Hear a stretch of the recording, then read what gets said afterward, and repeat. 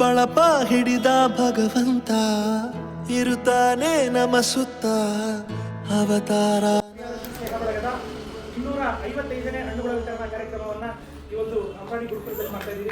October ಜಯಂತಿಯ ಆಚರಣೆಯನ್ನು ಕೂಡ ಮಕ್ಕಳುಗಳಿಗೆ ಒಂದು ನೋಟ್ಬುಕ್ ಹಣ್ಣುಗಳನ್ನು ಕೊಡುವುದರ ಮುಖಾಂತರ ಆಚರಿಸೋಣ, ಅಕ್ಟೋಬರ್ ಸ್ಮರಿಸೋಣ ಅಂತ ಹೇಳಿ ಓಡಾಡುವ ಜೀವರಾಶಿಗಳು, ಮನುಷ್ಯರು, ಪ್ರಾಣಿ ಪಕ್ಷಿಗಳು, ಆಮೇಲೆ ಗಿಡ ಮರಗಳಿಗೆ ನೀರು ಹಾಕುವುದು ಒಂದು ದೊಡ್ಡ ನಮ್ಮ ಬೆಳೆಸಲು ನಮ್ಮ ಗುರುಗಳು